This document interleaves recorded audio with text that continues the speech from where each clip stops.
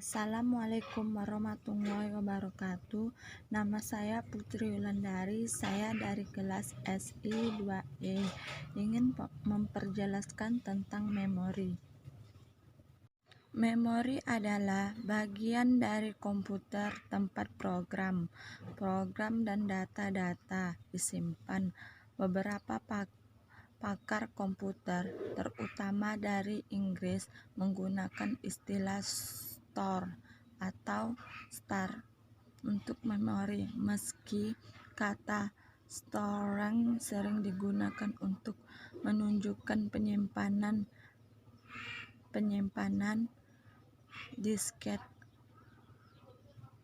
Tanpa sebuah memori sebagai tempat untuk mendapat informasi guna dibaca dan ditulis oleh prosesor, maka tidak ada komputer digital dengan sistem penyimpanan program. Operasi sel memori. Elemen dasar memori adalah sel memori. Walaupun digunakan sejumlah teknologi elektronik, seluruh sel memori memiliki sifat tertentu. Walau konsep sederhana, memori komputer memiliki aneka ragam jenis, teknologi, organisasi, unjuk kerja, dan harganya. Dalam bab ini akan dibahas mengenai memori internal dan bab selanjutnya membahas memori eksternal. Perlu dijelaskan sebelum 1. Sel memori memiliki dua keadaan stabil atau semi-stabil yang dapat digunakan untuk mempresentasikan bila biner 1 atau 0. Sel memori mempunyai kemampuan untuk ditulis atau sedikit atau kali. 3. Sel memori mempunyai kemampuan untuk dibaca langsung oleh prosesor dalam menjalankan operasinya.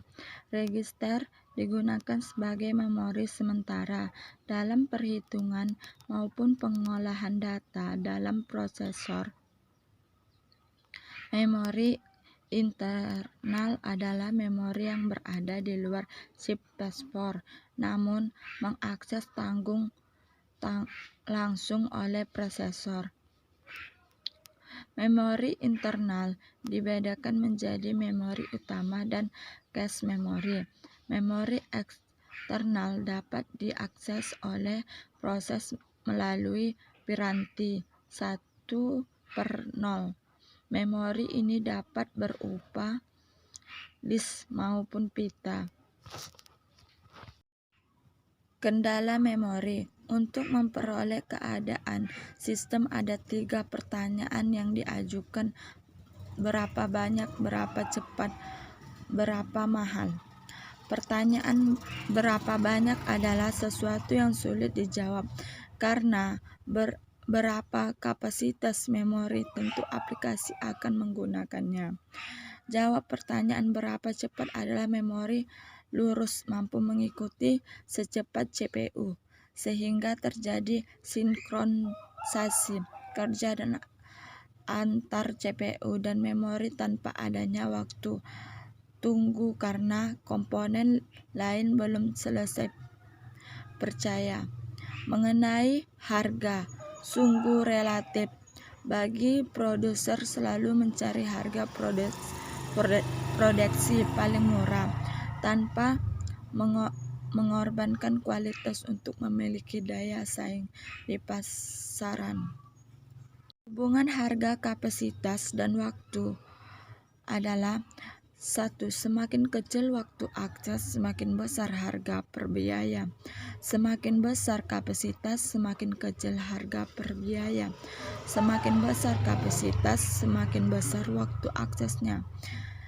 Dilema yang dihadapi para seorang sekerancang adalah keinginan menerapkan teknologi untuk kapasitas memori yang besar karena harga per bit yang murah, namun hal ini dibataskan oleh teknologi. Dalam memperoleh waktu akses yang cepat, salah satu pengorganisasi masalah ini adalah menggunakan hierarki memori. Seperti terlihat menunjukkan hit, maka hal berikut akan terjadi. 1. Penurunan harga per bit, meningkatnya kapasitas, meningkatnya waktu akses, menurunnya frekuensi akses memori oleh CPU. Jenis memori random access. Semua jenis memori yang ditulis pada bagian ini adalah berjenis random access, yaitu data secara langsung diakses melalui login pergalaman with.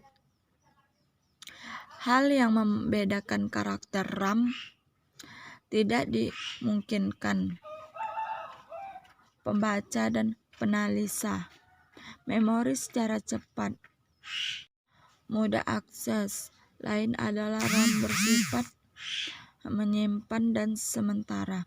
Teknologi berkembang saat ini adalah saat ini dinamakan RAM. Menyimpan RAM sebagai musti listrik pada kapasitas. Karena kapasitas ini memiliki kecepatan alami untuk menggosokkan muatan rak, dinamakan memerlukan pengisian muatan listrik. Demikianlah penjelasan dari saya.